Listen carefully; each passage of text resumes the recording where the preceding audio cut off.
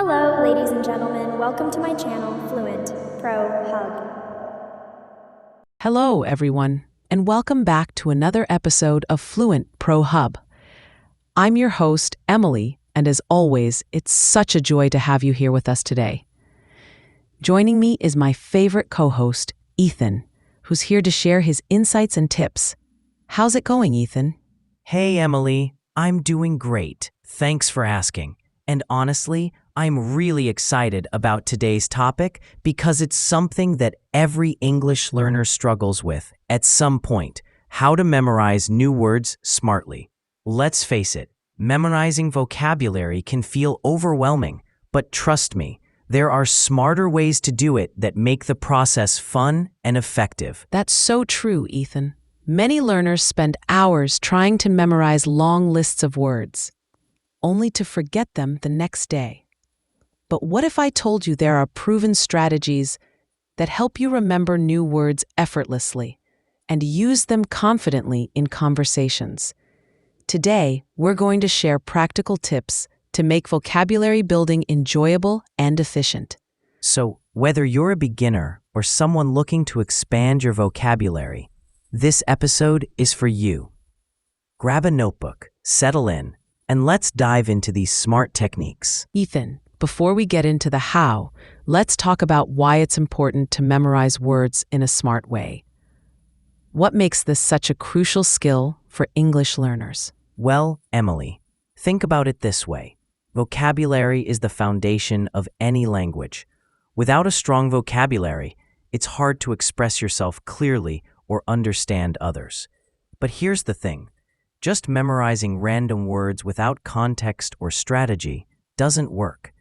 You might remember them for a day or two, but they'll fade away quickly. Exactly. The key is to focus on techniques that help you not only remember words, but also use them correctly in real-life situations. Smart memorization ensures that the words stick in your memory and become part of your active vocabulary. And when you memorize smartly, it saves time too. Instead of cramming hundreds of words aimlessly, you focus on quality over quantity. This way, you build a strong, functional vocabulary that actually helps you communicate better. The first strategy is all about using context to learn new words. Instead of memorizing isolated words, try to understand how they're used in sentences or real-life situations. Why is this so effective, Ethan? It's simple, Emily. Words don't exist in a vacuum. Their meaning often depends on the context in which they're used. For example, take the word bank. It could mean a financial institution, the side of a river, or even tilting an airplane. Without context, it's hard to know which meaning applies. That's such a great point. To apply this strategy, read books, articles, or watch videos in English. When you encounter a new word, pay attention to the sentence it's in. This gives you clues about its meaning and usage. For instance, if you're reading a story and come across the word devastating, seeing it in a sentence like, "The storm caused devastating damage," helps you understand that it means something extremely harmful or destructive. And here's a bonus tip. Write down the sentence along with the word in your vocabulary journal.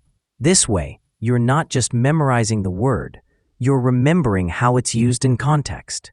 The next strategy is all about creating associations. Our brains love connections, so linking new words to things you already know makes them easier to remember. Ethan, how can learners apply this technique? One of the easiest ways is to associate new words with images, emotions, or personal experiences. For example, if you're learning the word beach, picture yourself relaxing by the ocean. Imagine the sound of the waves, the feel of the sand under your feet, and the warmth of the sun. These mental connections make the words stick in your memory. Absolutely. Another way to create associations is through storytelling. Let's say you're learning the word adventure. Think of a time when you went on a trip or tried something exciting. Then, describe that experience using the word. For instance, my trip to the mountains was a thrilling adventure.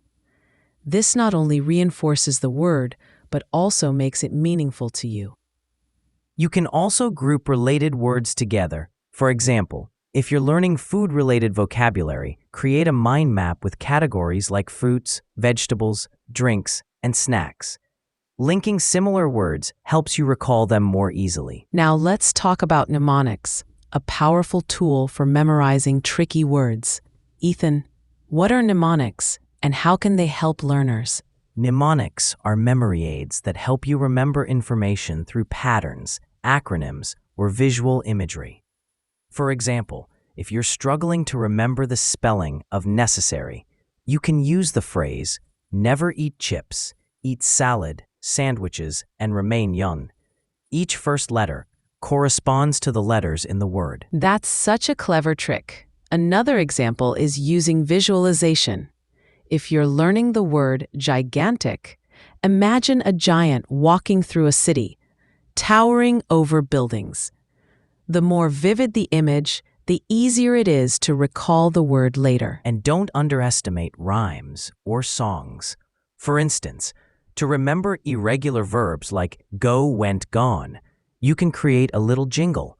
I go today, I went yesterday, and now I'm gone away. Music and rhythm make memorization fun and effortless. Our fourth strategy is based on two scientific principles, active recall and spaced repetition. Ethan, can you explain what these terms mean and why they're so effective? Of course, Emily. Active recall means testing yourself on the words you've learned instead of passively reviewing them. For example, instead of just reading a list of words, try covering the meanings and quizzing yourself.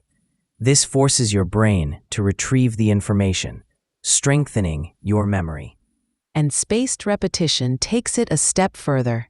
Instead of cramming all at once, review the words at increasing intervals, say after 1 day, 3 days, and a week. Apps like Anki or Quizlet use this technique to help you retain information long-term. This method works because our brains forget information over time unless we revisit it. By spacing out your reviews, you reinforce the words in your memory without wasting time on unnecessary repetition. The final strategy is to engage multiple senses while learning new words. Ethan, why is this approach so effective? Our brains process information better when we involve more than one sense. For example, instead of just reading a word, say it out loud, write it down, and visualize it. This multisensory engagement creates stronger neural connections, making the word easier to remember. Here's how you can apply this. When you learn a new word, write it on a flashcard. On one side, write the word and its definition. And on the other, draw a picture or write a sentence using the word. Then, review the card aloud, saying the word and its meaning. This activates your visual, auditory, and kinesthetic senses. And don't forget to incorporate movement. For example, if you're learning action verbs like jump or run, physically act them out. Not only does this make learning fun, but it also reinforces the word in your memory. Of course, memorizing new words isn't always easy, and there will be days when it feels challenging. Ethan, what advice do you have for staying motivated? The most important thing is to be patient with yourself.